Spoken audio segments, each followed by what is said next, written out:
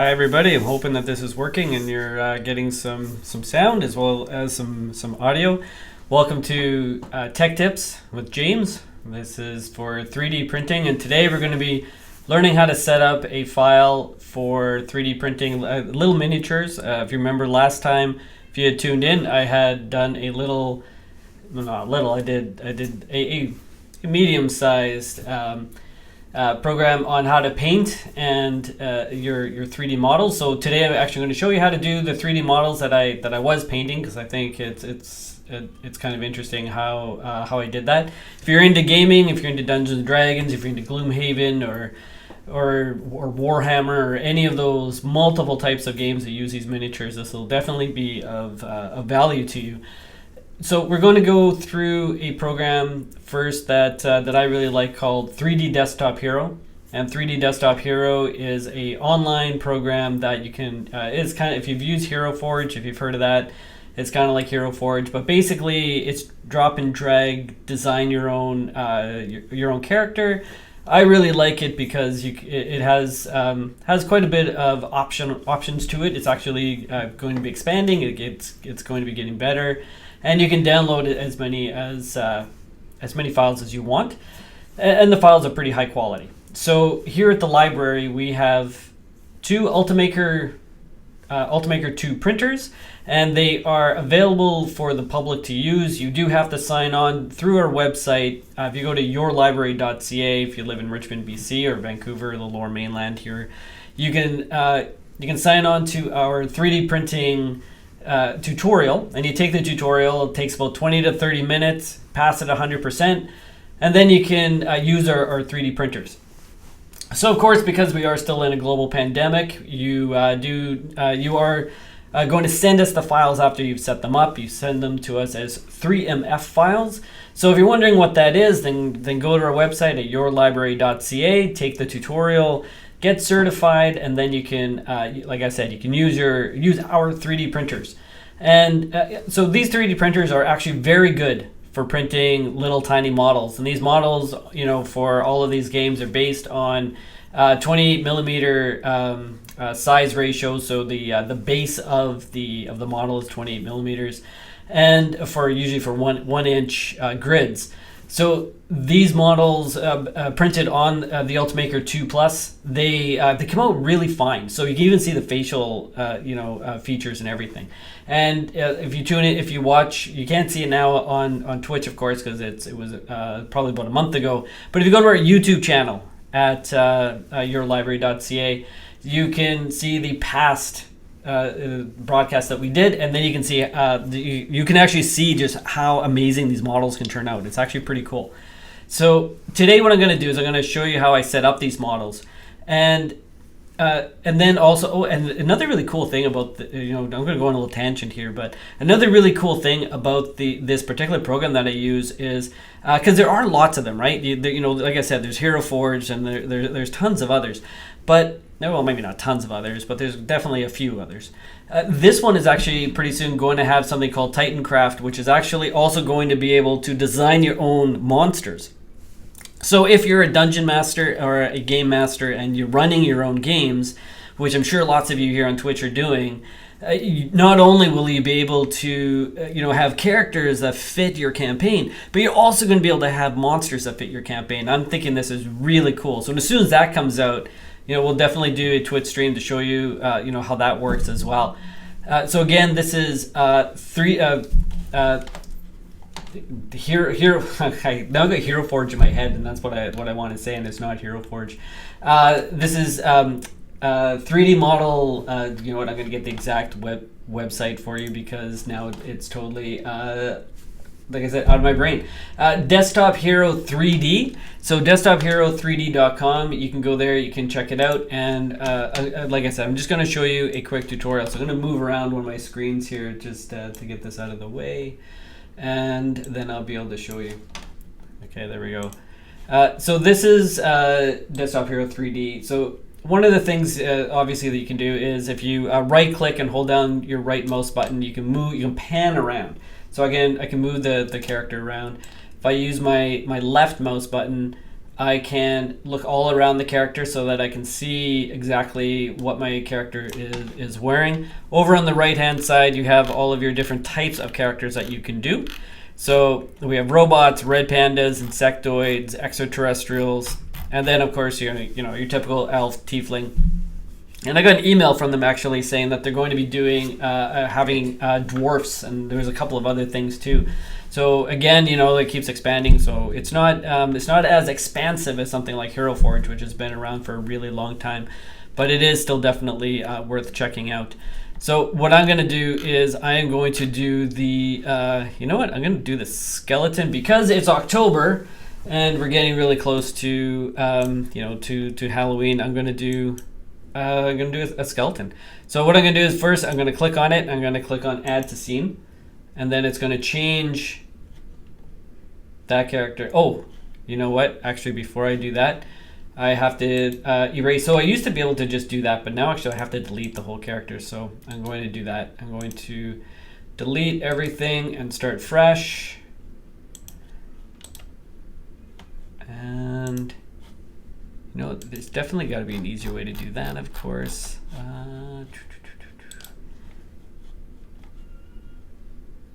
There we go. Okay, so delete.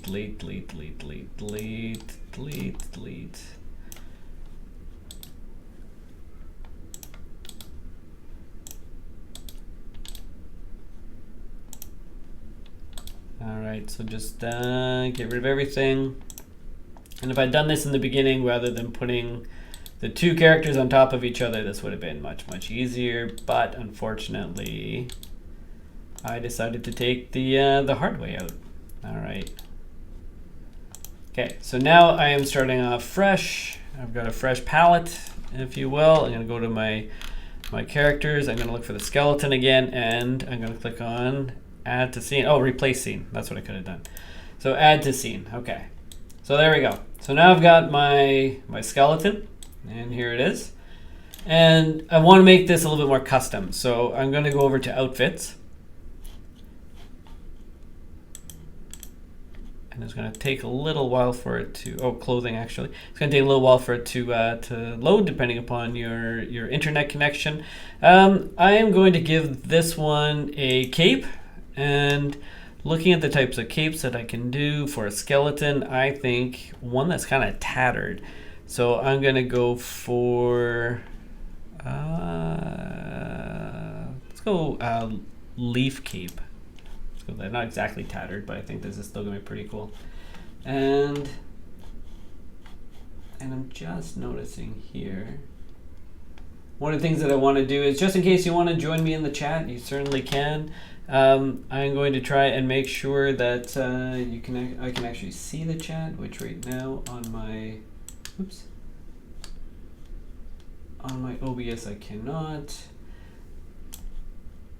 And you know what? I might just leave it. So if you do go into the chat and you say something on it, I will see it in a minute, but I'm just not going to see it right now. But do please consider joining us on there. So here you go. So here's the skeleton with the cape. Actually, it looks pretty cool. I kind of like this one. And then if I want to, I can go to items, and I can give the character, I can give him a staff, or actually I'm gonna give him a sword. I'm gonna give this character an elvish. I'm gonna give him a curved blade. I like the curved blade. So all I have to do is I click on it, and then you can see the little red dots show up on his hands. That's the hands that I'm gonna give it to. I'm gonna attach it to hand, and then I'm gonna just sort of look at it and sort of see. That looks very kind of reminds me of Clash of the Titans from not the newer one that they did in the 2000s, but the the one from the 70s. If you've ever seen that one with the claymation, that's kind of what this reminds me of right now. So the other thing I'm going to give him is I'm going to give him an axe, because I think axes are kind of cool for skeletons. So I'm going to give him a battle axe in the other hand. Oh, actually, just gave him a battle axe in that hand. So and maybe a bow. So this time, so that I don't wind up changing the battle axe for a bow, I'm actually going to hold down my left mouse button on longbow. I'm going to drag it over to the attach the hand on the other side, and then I'm going to let loose. And there we go. So now I've got a skeleton with a battle axe and a bow, and I think I'm actually going to give him some boots, because I think every skeleton, you know, at one point probably wore shoes. So let's give him some boots. How about some plated boots? There we go. So I'm going to click on it. It's going to show up over there. There we go. Kind of looks like an elf warrior. I don't really like the base. I want the base to look a little bit more realistic, so I'm going to go to base. I'm going to take a look through here. And I think I'm going to go with the plain sand. Go plain sand. And again, when you're doing these, you know, these war games and you know, fantasy role-playing games, it's just really fun to have a character. So if I wanted to have, you know, my players come up against, you know, a whole bunch of skeletons, you know, army of skeletons, you know, this is what I could do. You can even have, you know, give him a familiar or a mount. So if I wanted, for example, maybe he's gonna, you know, ride a polar bear or, you know, a lizard or something, or an elk or a deer, and you know, that can be pretty cool too. I'm not going to myself. I can even put him in a rowboat. I'm not going to do that either. But I am going to change his pose a little bit. And just to give you a quick idea, so for this I'm just giving you a quick idea, because what I want to get into is how to set up your files in Cura. I mean, that's really what I want. So I'm going to go the body, and I'm just going to use one of their poses. So I'm going to go, let's go arms stretched out. Let's do that. So there we go. So now I'm just going to look around just to make sure that everything looks pretty good. I mean, that looks, I think, a little bit better. Imagine an army of these guys coming at you, and that's going to be pretty freaky. So with this particular program, because I'm a member, I can click Add to Cart, and I can go STL file download. So the STL file, which is a stereolithographic file, I can never pronounce it correctly. I'm probably still not pronouncing it correctly. It's a type of file that is used with 3D imaging. So you can create these files too with other programs like AutoCAD or even SketchUp and different programs like that. So this program is going to download that kind of a file, because 3D printers will recognize that file, and then the 3D printer will turn it into something called G code, depending upon what kind of code the 3D printer itself uses. So I'll show you that in just a moment. So I won't go too far ahead of myself here, but right now I'm just going to download this file, and there we go. Oh, yep, there we go. Okay, so that's downloading. So I now have a copy of the character file. Oh, and I just tried to, I just downloaded a couple of them, so I'm just gonna let it do that. So if you are interested in 3D printing, when you take the 3D printer certification course, it's going to tell you to download a program called Cura. Cura is used by quite a few different 3D printers. Myself, I own my own 3D printer as well as using the one here at the library. So I'm pretty into 3D printing. The 3D printer I personally own is not quite as sophisticated as the ones here. It's an Ender Pro, and Ender Pros are also very good, but it also uses Cura. And Cura was actually developed by Ultimaker, and it's open source, so lots of people contribute to it. And Ultimaker keeps it going. So it's come a long ways even since when I first started using it, and I quite like it. So if you go to the Ultimaker website, which is just ultimaker.com, you can go over to software, and under software you can scroll down, and you can see all of these kind of things. And then you want to go to, I think I scrolled down too far, and where is it? Oh, here it is. I passed by it, that's why. So so one of the things that's really important is when you are scrolling on websites is to actually read the website that you're scrolling on, as you can see, because I just went right by because I wasn't really reading it and paying attention to it. So Ultimaker Cura, I'm going to go learn more. I think, yep, there it is. And then here is Ultimaker Cura. So download for free, that's what you're going to do. You're going to click on it, and it's available for Windows, Mac, and Linux as well. I'm using a Linux system right at this moment, so what I will tell you is if you download the version for Windows or Mac, you can just extract it, run it, The Ultimaker Cura for Mac comes out as a DMG file. The Ultimaker Cura for Windows comes out as an exe file. So you can just extract the files, run it, and it's nice and easy. The one for Linux actually downloads as an app image, which is a complete program all in one sort of one file, not one file, but I'm going to say one file just for the sake of what it is. And you do have to right click on it, change the properties to be able to execute on its own, and then once you do that, you can run it. So I'm going to show you here. I'm actually going to bring this down, and then I'm going to bring back my OBS. There we go. So I'm going to show you how to use Ultimaker Cura, and I'm going to show you with that file that I just downloaded, and you're going to get to see how that looks. And actually, before I do that, I'm just going to put back, just give me 1 second, because I want to put back the there we go. I want to put back the chat thing, so just in case somebody does decide to ask me a question or something, I will be able to see it. And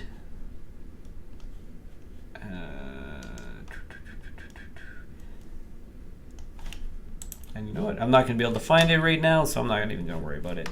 Okay, so if you do have a question, I will see it later on, and I will I'll answer it another time. Okay. Oh, actually, here it is. No, nope, that's not it. All right. Okay. Anyway, I'm going to switch this over to Cura so that I can show you Cura. So actually, you know what? I'm going to show you Cura, and then I also have a little video that I want to show you too. That's just of the character 3D printing, because I think it's pretty cool to see these characters 3D printing as well. One of the things I've done is I've actually got 3 different, or probably 5 different characters printing all at the same time. We here at the library, we originally had MakerBots, and MakerBots were not as sophisticated as these Ultimakers. They're also a lot older.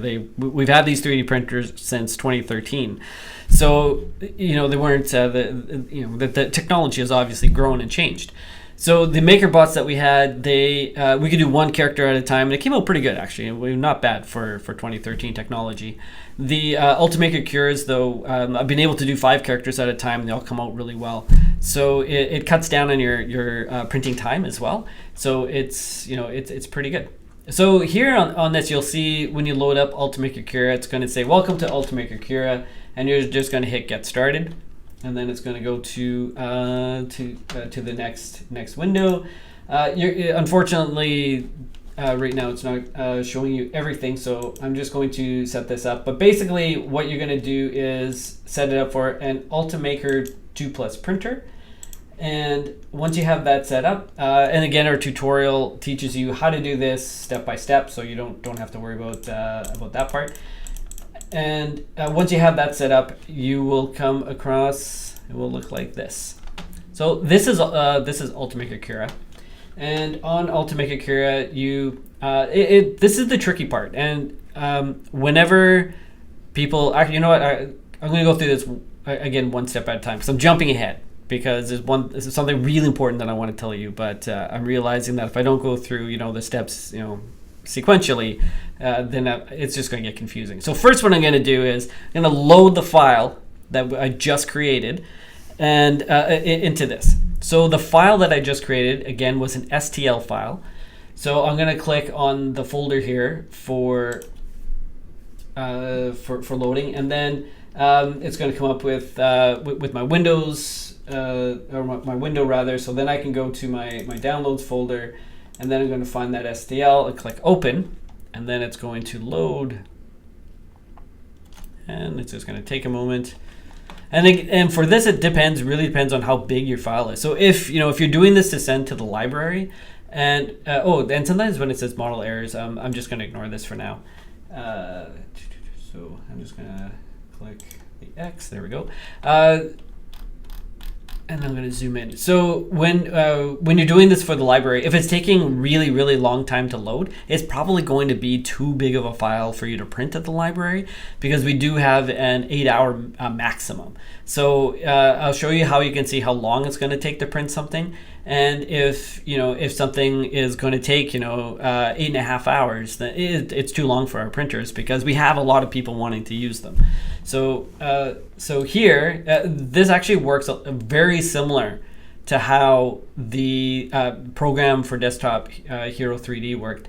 So if I right click and I hold down my right mouse button, oops, there we go. I have to click in there. There we go. And I hold it down. I can orbit around the character or the model, and I can see what it's going to sort of look like. If I hold down my middle mouse button, it's going to pan, so I can pan, and my scroll wheel on my mouse is going to zoom in and out. So it's really kind of good because then you can get a good look at it. So what I want you to see here, and the reason why I'm doing this is you can see the part of the file is red. So I'm going to zoom in on that. So you can see underneath the axe and in the ribs, it's all red. So if I go like this, you can't see it anymore. But if I go like this, you can. All of that red is basically Cura telling you that this model is going to be printing in the air. So when the filament is coming out of the nozzle, it's actually just going to drop to the plate, and you're not going to see it. So you want to be able to see it, obviously, or you want to be able to not have it drop to the plate. I mean, so what you have to do here is add supports. So supports are extra pieces of plastic that will build from the plate up the character, and it'll build like a little say a little pillar underneath the axe to the plate, and then that pillar just sort of snaps away. There are two different types of supports.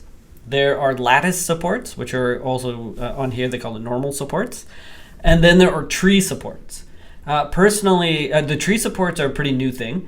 I've been using the tree supports for pretty much anything that I print now. I don't even use the lattice supports. The lattice supports do have their good points with some things, but for things like this, they tend to leave a lot of residue. They don't break away very well, and sometimes they'll be so attached to the model or into little like between the legs and things like that you break the model trying to get these supports off. It's actually pretty annoying. You definitely need needle nose pliers. I also use wire cutters, and for a little saw. If you get a pumpkin carving kit, it comes with little tiny saws, for carving the pumpkin. Those are great for these kind of things. So I'm going to I'm just going to show you all the red that's there, and I'm going to show you how to put in supports, because that's something that you want to think about. The other thing you want to think about is the layer height. So layer height is going to be how much definition gets translated into the model. If you're doing a model that doesn't have a lot of definition, then you can use a higher number. So I'm just going to click on here just to show you. So the numbers for layer height are actually the profiles here. So it's 0.06, 0.1, 0.15, so forth.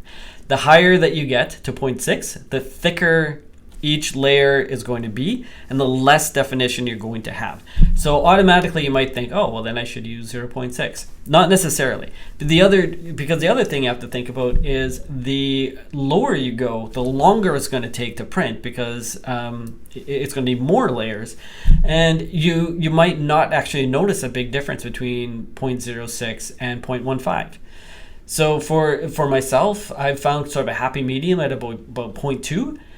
For something like this, because of the ribs and stuff, maybe I'll go to 0.15, but really 0.2 is great, especially if you're painting it. So if you're painting it, don't be too overly concerned about getting it to that to the lowest one, because it also depends on the type of nozzles that we have on the printer, because nozzles have the nozzle is, if you've ever been icing a cake and you squeeze the icing out and then it goes through a little nozzle onto the cake. The 3D printers work in that kind of that same way.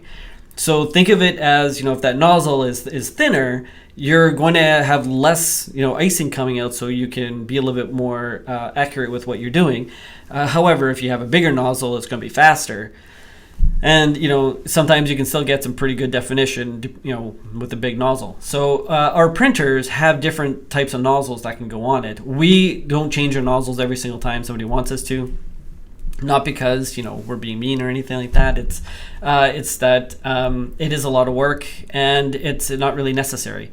So we keep the 0.2 nozzle on because, again, it's that happy medium. It works for almost all your projects. I've yet to have somebody even request another nozzle. So the 0.2 is kind of perfect. It's a really great happy medium. You'll be really happy with it for this.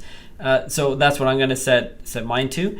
And you'll notice on these print settings, there aren't a lot of options for you. However, if you go to custom, it's going to bring you to here, and all of a sudden you're just overwhelmed with options. I mean, there's just tons of them, and it's really easy to just to make changes for the sake of making changes, because you want to test things out, and you should experiment. I mean, experimentation is kind of half of the fun. I didn't print the perfect a miniature the first time that I tried 3D printing. I went through a lot of experimentation before I found what worked and what didn't work, especially when I was using the MakerBots and I had that older technology.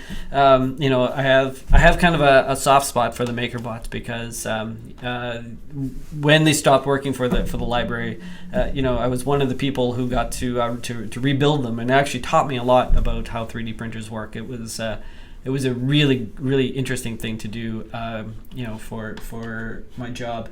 So what we're going to do here is, first we're going to look at that quality. And again, this is your layer height. So I'm not going to change it here. I'm actually going to change it up here in profile. So I'm going to start off in the normal profile, which is 0.15. I think that's going to be fine. Like I said, I could actually change that, just delete that, go to 2. You'll notice that when I had it like that, it went red. So that's telling you that there's a warning. You've got something that isn't going to work. So I can do that. What you don't want to do is to just make up a different layer height. So you might think, well, maybe 0.25 will be, or 0.24 will be good, or 2.1, because you don't know what's going to happen. Again, it's all about experimentation. So you could always give it a shot, but I'm going to leave it at 0.2. The walls. So to show you what the walls are, I'm going to move this character over here a little bit, and I'm going to, and actually I can't do that on here. So what I'm going to do is I'm just going to slice him. So slicing, I'm going to go into a little bit later. I'm just doing this so I can show you what a wall is. But slicing is basically translating it from your STL to your G code. So here I'm going to hit preview, and I'm going to go down a bunch of layers. And so to show you what a wall is, I'm going to zoom in. And if you see the thickness here, that's what a wall is. So if you're not going to have a lot of infill, so infill, there's actually none in here. So you can see there's empty in here. So there's no infill. I'm going to change that actually, but there's no infill here. So if you were going to do it like that, and you want, and it's good to do things like that, like no infill, thicker walls. If you're doing something with moving parts, because the less infill and the thicker the walls, the easier the moving parts have. So we, like, for example, we print these things here for people, and they're like the flexi. There's like a T-Rex one, and they're like keychains and stuff, but they have these really cool moving parts. And so for that, they're actually set up with zero infill, but thicker walls so that they're still strong. So here, I'm just going to leave the wall thickness the way it is. It's fine. It's what's recommended, and that's good. But again, if I was going to have no infill, I'd probably increase the wall count a little bit. But I'm not going to here, so I'm just going to close that up. And then I'm not going to go through all of these things. I'm going to go through the ones that are kind of important. Infill is what I just talked about. So infill is what's going to be inside of here. So right now it's 18% infill. For these little tiny figures, because they're so delicate, when you are taking the supports off, they can break really easily.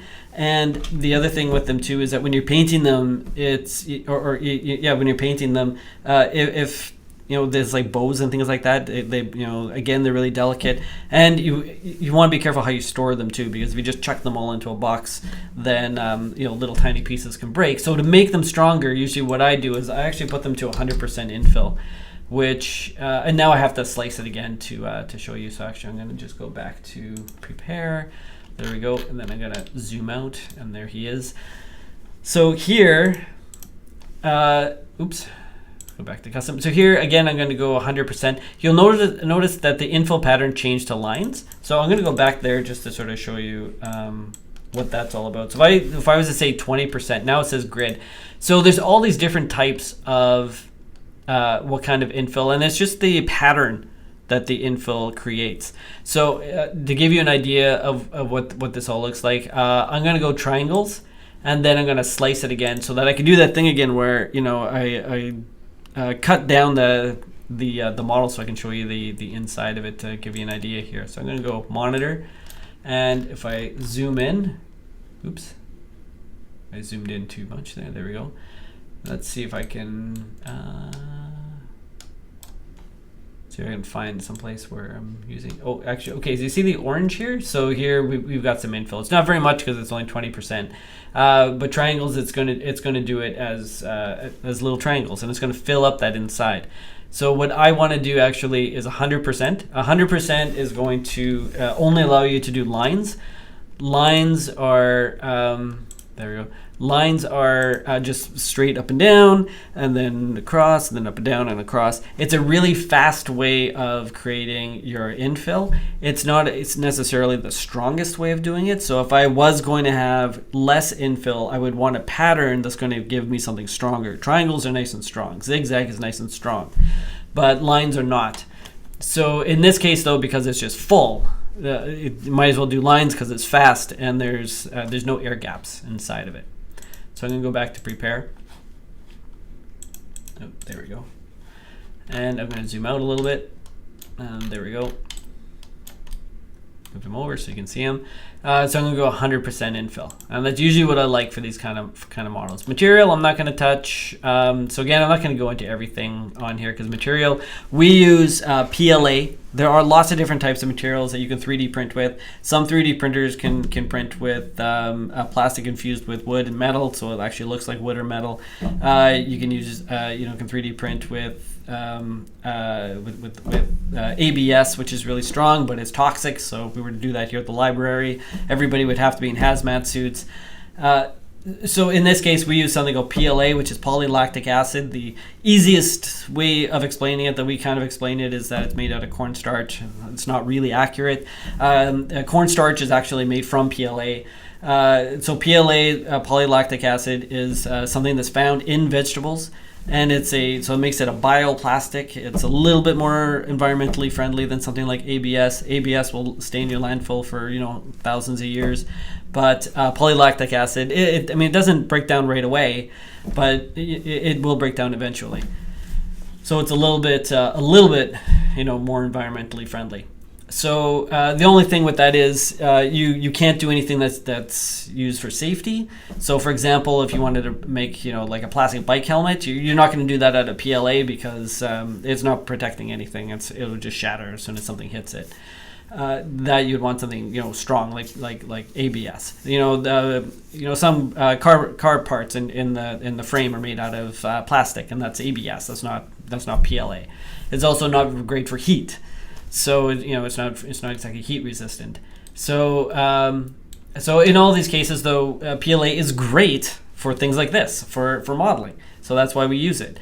It's also great for painting. So I do go through this in my last video, but just to sort of repeat it, with PLA, it's porous and it tends to absorb a lot of moisture. So because it's porous and absorbs moisture, not great for printing food safe items, because it's not. Some companies will call it food safe, but it's really not food safe because of the moisture. Bacteria can grow inside of it, and then it's not great. However, with things like this, you do want to prime your model first, and then once you prime it, any acrylic paint. Go to Michael's or whatever you want to go to, buy some acrylic paint at the dollar store. Anything will work, and you can paint with it, and it paints quite nicely. So the other thing I'm going to change here is the default speed is 60. I'm actually going to leave it. You can, with our Ultimakers, you can go up to 100. and then it's a little bit faster. The problem with doing that is, especially with models like this, is that if you go too fast, you're increasing your chances of something going awry. So that's what you don't want to do. So here I'm going to leave it at 60. And that's going to be good. If I was printing, say, one of the projects I did personally was for my games was I made a city, so I did like houses and stuff and a castle. So that, because it was really big pieces, not a lot of definition, I went like 100 and went max speed. There was no reason not to. It was a big piece. So same with travel. I'm gonna leave all of that alone. Travel is how fast the extruder, the thing that's putting out the plastic, how fast it moves side to side. So I'm just going to leave it where it is. I'm not touching cooling. Supports are important. So that's what I talked about, where you see the red and you know that you need something underneath it to hold it up so that it's not printing in the air. So I'm going to tell it to generate supports. Now you'll notice I don't have a lot of options, which I didn't before either.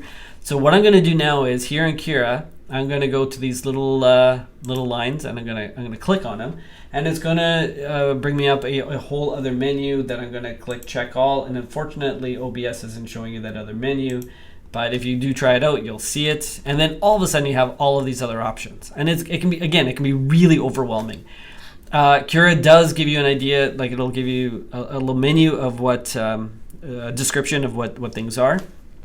What I'm going to change here is I'm going to go down to supports again, and I'm going to change that normal support, which are those lattice supports that I said leave a lot of residue, don't work great with these kind of figures. I'm going to change it to tree supports.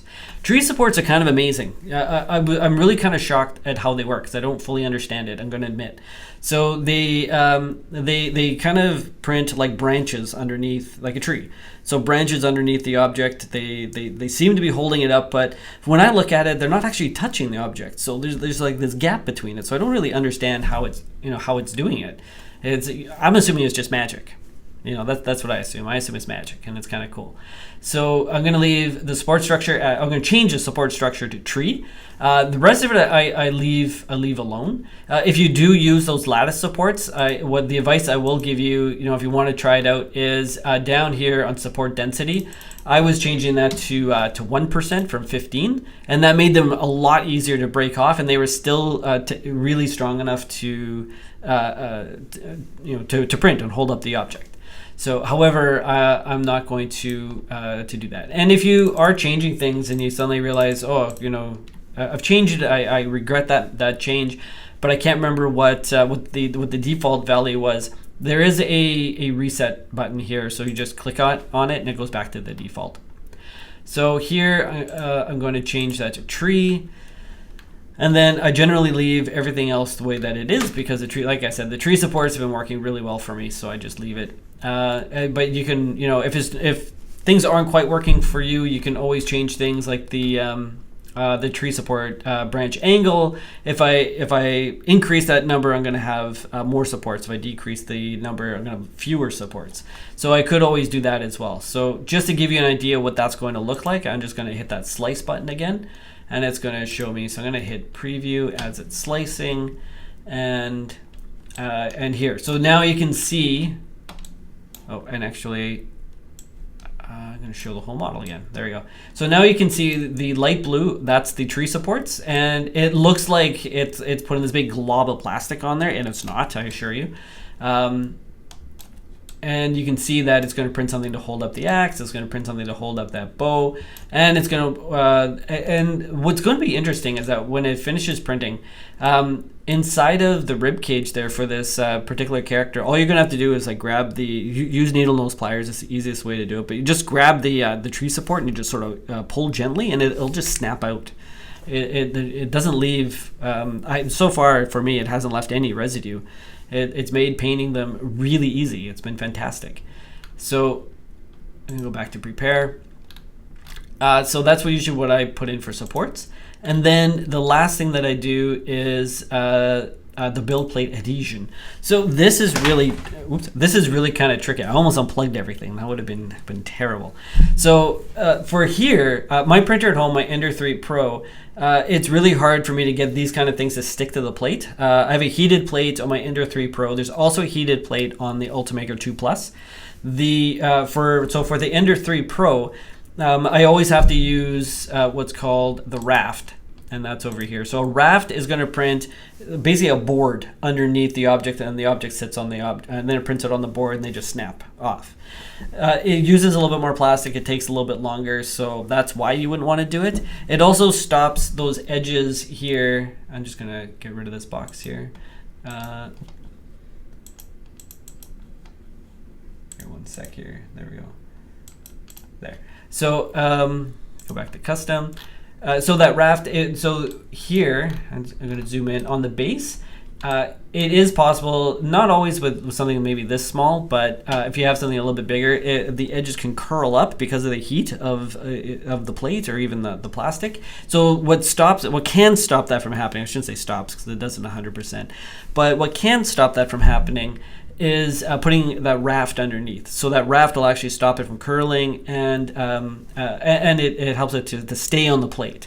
So and that can be really annoying too when you're printing, and it's because this type of character, you'll see when I'm finished, will probably take between 1.5 hours to 2 hours, maybe even 2.5, because I didn't increase the speed.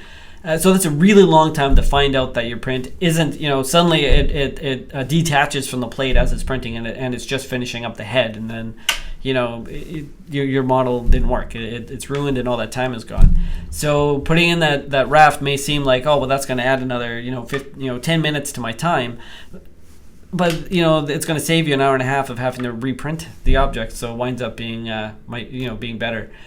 So I'm going to keep that as a raft. The other options are you can do it as a brim. A brim will print a very thin layer of plastic around the object and underneath it. And that sometimes works as well. I find it doesn't work with my Ender 3 Pro at all, but it does work with the Ultimaker 2 Plus. So you could also do that. And actually the video I'm going to show you, you'll see that it actually works out quite well with that. So, and then there's the skirt, which just basically print a line around the object, and that's really just for cleaning out the nozzle to make sure that the nozzle is clean, and I don't recommend that for doing this at all. And then once you've set that up, just like as I've shown you, I just did the skirt, so I'm just going to change that back to raft. You then click on slice, and then just as I did, and slicing is going to translate it now from that STL file to the G code. You would save it to your disk, and you would then email it to us. After you've taken the orientation and everything, and that's basically how you would set up a character like this. So we are almost out of time. We've got about 2 minutes, which is kind of perfect. So I am going to show you that video that of the characters 3D printing. So exactly those like the skeleton. I did 5 different characters all at the same time, and here, one second here. I will start that again so that you can see it. Hold on, you got to see this from the beginning because this is really kind of cool. Okay, there we go. So this is our Ultimaker 2 Plus, and the extruder again. If you think of it like like a cake, this is kind of like it's you're squeezing the icing onto the plate. This did use a skirt around it. The reason why I used a skirt around it for this one is because I was printing so many at a time. I figured that is probably pretty safe to. I didn't figure that they would all snap off, so I decided to give it a try. But I did take kind of a chance. You're doing a few objects all at once. It did work, and you can see it's printing, and it's and it came out really well. Unfortunately, I don't have them all here to show you. However, if you go back to our YouTube channel on yourlibrary.ca and you look for my video on painting the 3D models, you can see what these models turned out to look like, and you can also see how they're painted. So I'm going to say thank you very much for tuning in. I hope you really hope you enjoyed it, and I hope that you got something out of it. And I hope you have a really great day. All right. Thank you.